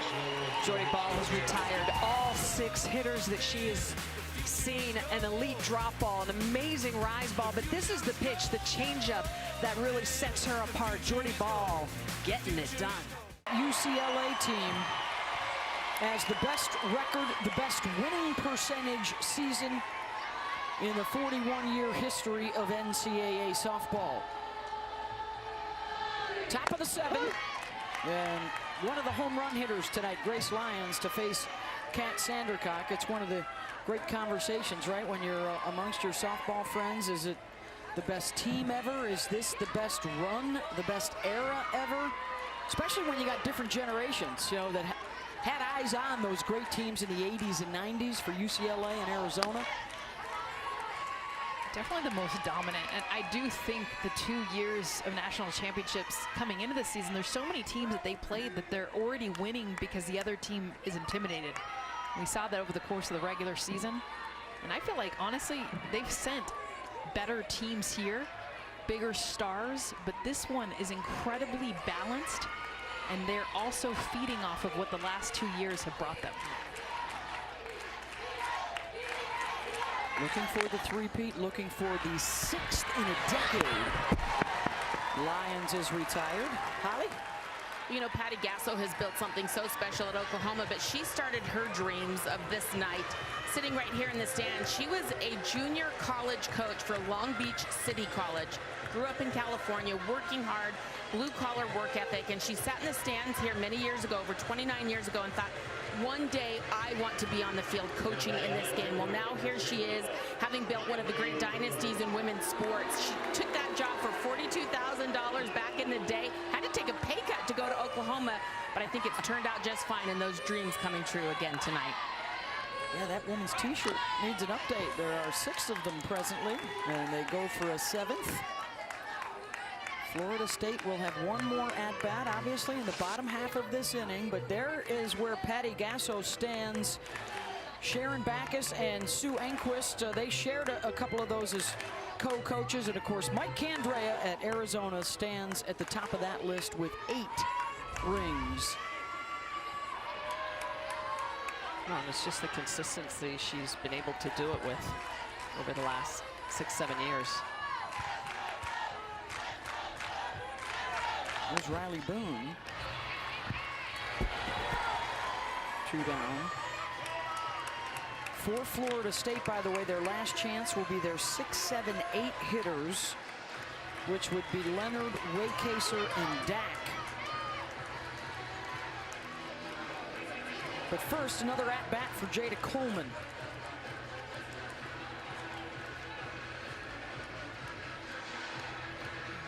Patty right now just talking to her about her plan, her approach. The last couple of bats, she's been incredibly aggressive. First pitch, you kind of see her swinging outside of her shoe. She plays. I mean, we've seen her robbing home runs, the emotions she plays with. And Patty's at times had to just calm her down, stay in the moment. She's 0 for so far in this night, but Patty knows she's due. Well, it speaks to the job that Kat Sandercock has done. You don't have many ball games where Coleman and Jennings are hitless. That is the case so far tonight. It's been the bottom of the order that has been problematic for the Noles. And Oklahoma just so good at the consecutiveness of, you know, they had hits in the 3rd inning, back-to-back Lyons and Boone, and then the home runs back-to-back Sanders and Lyons in the 5th, and then again back-to-back in the 6th, Lee and Brito. And when you get those hits back-to-back, it's just so much easier to put runs up on the board.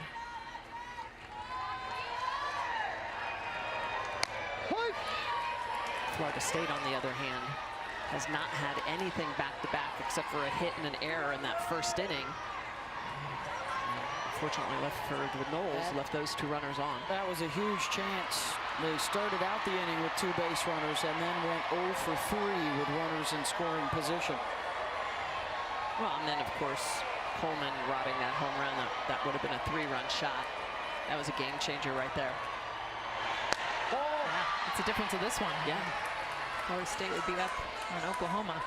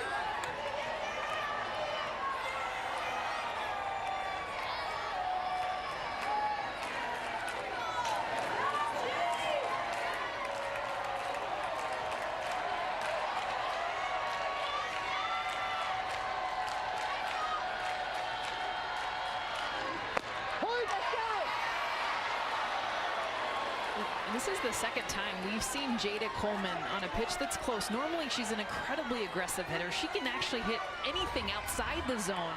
But when you're struggling, you want to take anything you can get on base. This might be a little bit below the zone for a second strike. But the second time that we've seen her want to get to first base with the walk.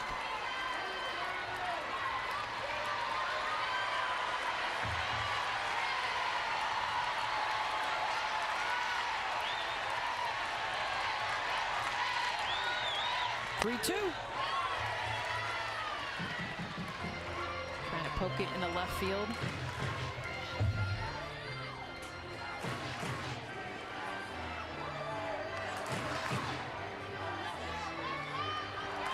Bethany Keene has come on to play defensively at first base, and she will hit for Katie Dack. So the three batters due up in the bottom of the seventh have all hit a home run at this Women's College World Series.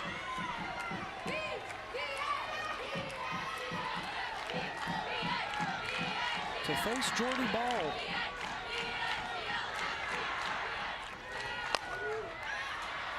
Coleman with Muffley calling for it. To the bottom of the seventh.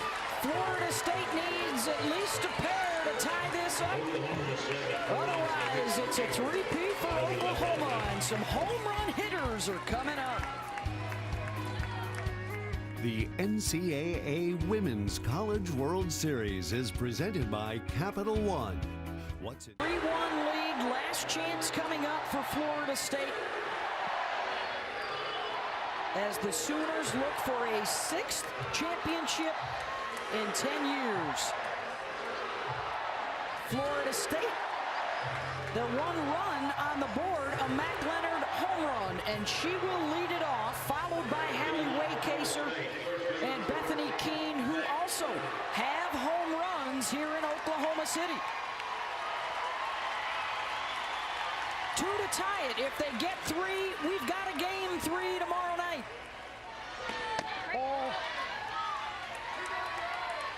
But they will have to do it against Jordy Bahl, who has not given up an earned run in this World Series. 17 comeback wins for the Noles this year.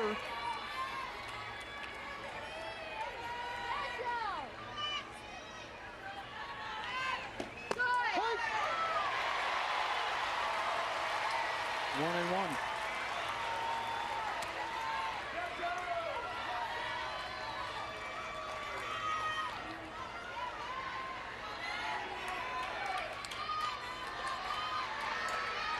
Looking for a 60th win against just one loss. 61st win.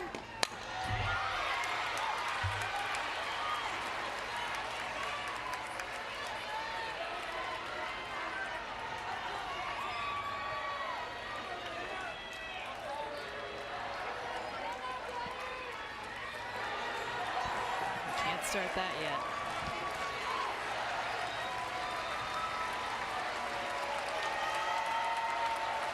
Two-strike pitch, Jordy Bahl.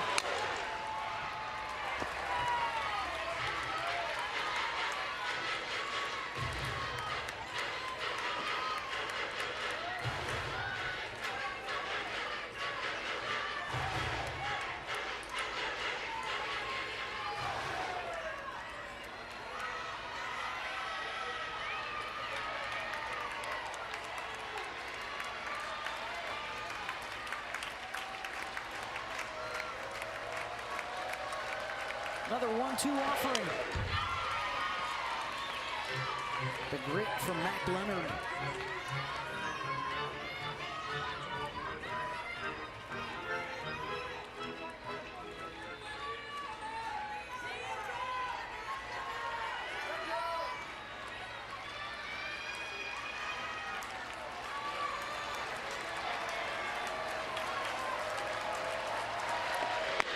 Struck her out.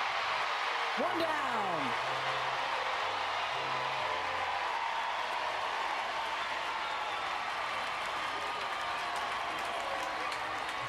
Two outs to a title.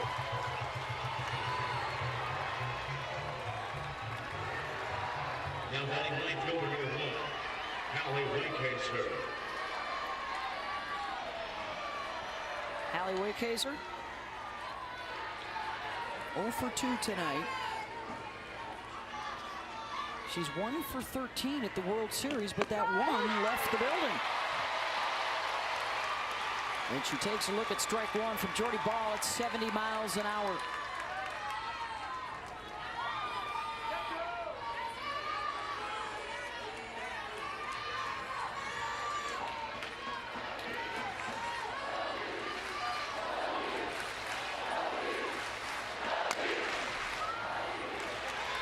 Foul ball.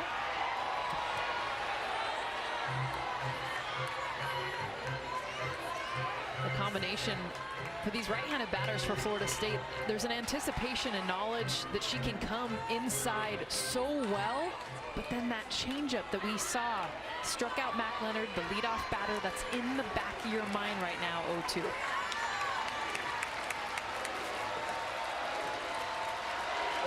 Pitch from Ball. Backs up Grace Lyons. Sanders applies the tag. 2 down.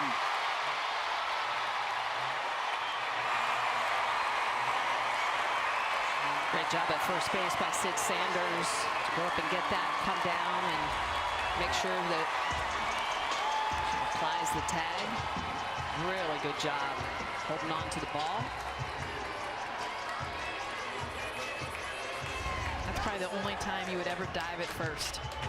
Ball takes the first baseman up, you go down. Florida State will re-enter Katie Dack to hit here. They are down to their final out.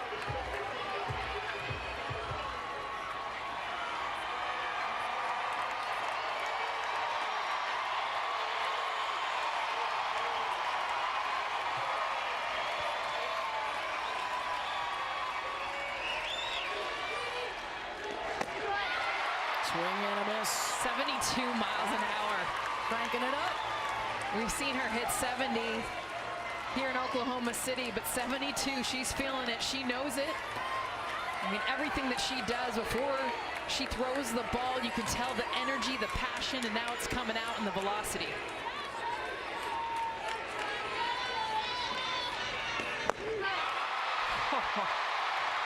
One strike away. Patty can't even look. They've retired 10 in a row since the home run.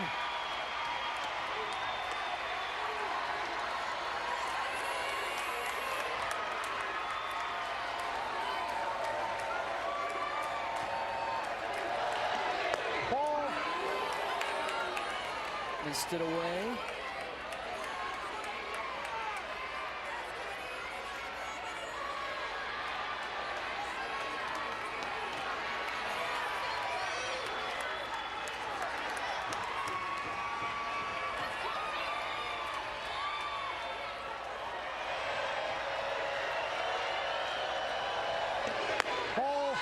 Doesn't chase the rise as Jordy Bahl tries to go 5-0 at the Women's College World Series without surrendering a run.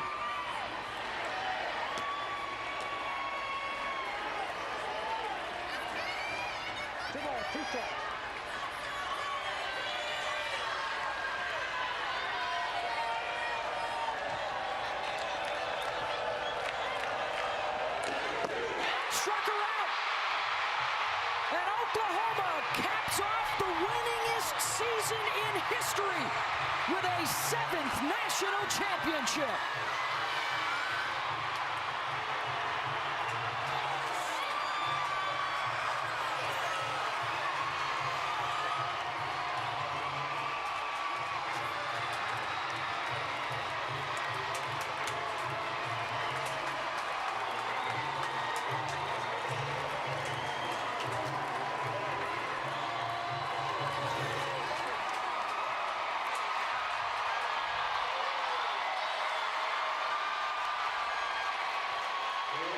Sooners take the series 2-0 over Florida State. They get the three-peat.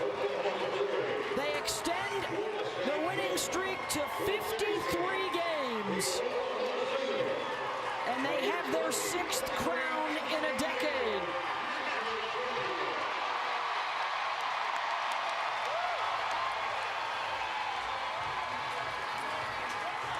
the exhale for this group. And as much as we see that fiery passion